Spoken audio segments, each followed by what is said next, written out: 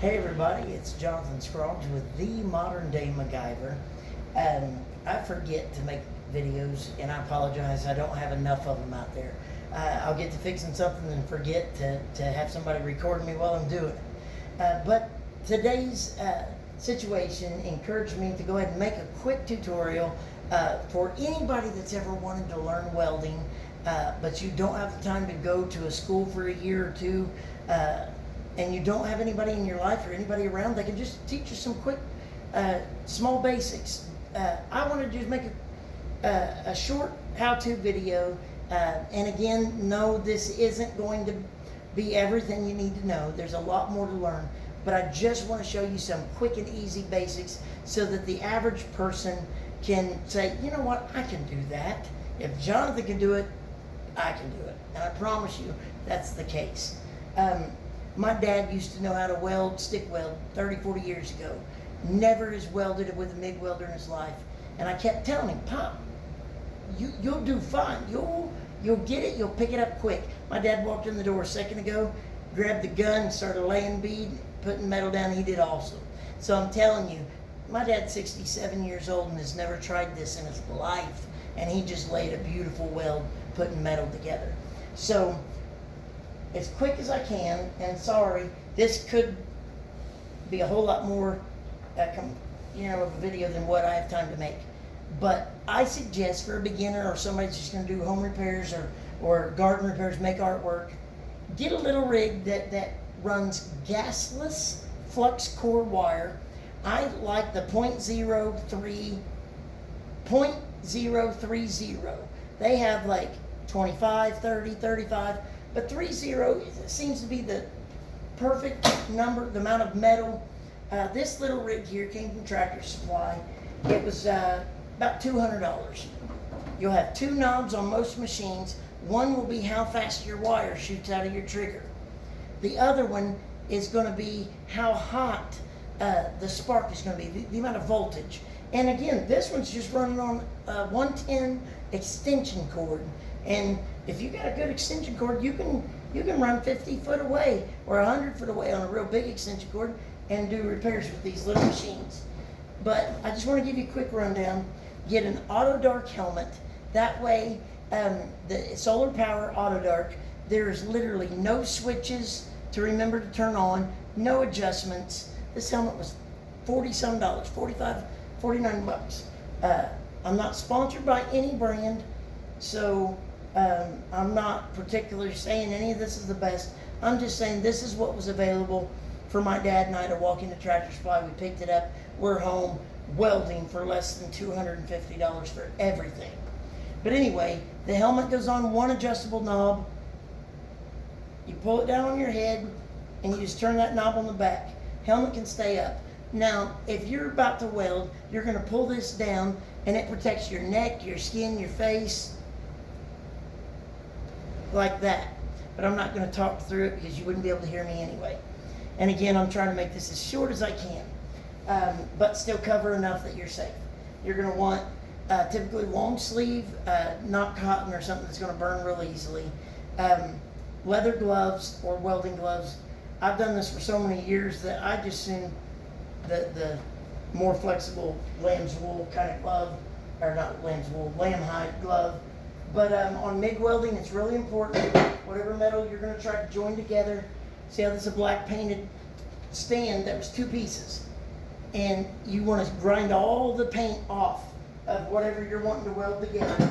I'm building my dad a swivel chair for his motorhome where his chair can swivel back and forth. But on MIG welding, this machine's going to come with a ground, and it's literally like just a battery jumper cable. You want to make sure when you hook this ground up that it's no paint, no rust, a clean surface, because if you don't get a good ground, you're not going to get a good weld. And sometimes it won't even spark. The gun has a hose that connects back to that spool that I just showed you of the gasless flux core MIG wire. And it shoots right through here when I pull this trigger. Let me kick this unit on. And just so you can see, when you pull the trigger, the wire starts to come out the end. So you're going to want, before you pull the trigger, you're going to want to be in position, ready to weld. But as long as you're being careful, don't let anybody watch you while you're welding, because even somebody standing 20 feet away, the arc can burn their eyes. It's not dangerous to watch it through the camera. So when I strike an arc, you don't have to turn your head, I promise. But simply get ready, get positioned, line your body up right where you want to be. Of course, I've got this a little higher than I would normally want. But again, I'm just trying to make a quick video for y'all. Pull your helmet down before you pull your trigger.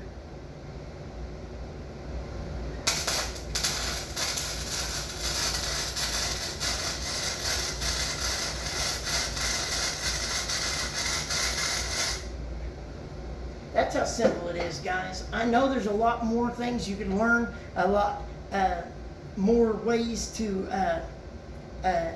do the different types of patterns of welds. I was taught in school when I took welding just as a freshman, we weren't allowed to weld, but we got to learn the book knowledge. And they would teach about moving it back like an upside down horseshoe, or rocking it forward and back. I literally take my gun and I just push it forward and back for the most part. I just go forward and back. You're wanting to see that little puddle of molten metal get really hot and big, and then you're just wanting to drag that puddle, and it's adding to that puddle as that wire's coming out. It's just adding to that puddle. And when you're done with a weld, whatever you're welding, you should be able to lift your helmet and see that it's red hot on both sides, and that means you've got a good penetration. You burnt the weld hot enough and deep enough that it's going to hold real well. And again, if it's something that's safety, life and death, the frame of a car or trailer, y'all take it to a licensed welder. But if you're wanting to try to repair a gate at your house, or maybe even the drop gate on your little lawnmower trailer, if the expandable wire has come loose, y'all go grab you one of these, rent one for the weekend. I promise you, it's as simple as I just told you. The only thing that takes a little getting used to, and every machine is different, is how much heat and how much wire speed. And the way you know is if you're burning holes, it's too hot. Back the heat down a little. If you're not making a puddle fast enough, your wire's not coming out fast enough, so speed it up. But that's the kind of stuff nobody can just tell you what number to set it on. It all depends on how thick is the steel, how clean is it, the weather outside, the humidity. So many things depend, but you play with it. Play with it, have some fun, go build something. But thank you for tuning in to The Modern Day Macgyver on YouTube. Sorry I don't have a lot of videos finished yet. My wife is really good about making the videos, but a lot of times I'm doing my repairs at 2 and 3 and 4 in the morning when she's sleeping like normal people. But thank you, Trissy. I love you so much. Thank you for building this page for me to show the world that there are a lot of repairs that are simple once somebody teaches you how to do it. But if there's something you want to learn how to do, or even if you want a deeper level of some particular weldings or brazing, I've brazed radiators on old pickup trucks, soldered radiators with silver solder. There's different things like that it's a dying art that not very many people teach anymore. So my pop was good to teach me as a boy, and then I went on to Votech and more education to learn even more. So now I just love sharing what I know.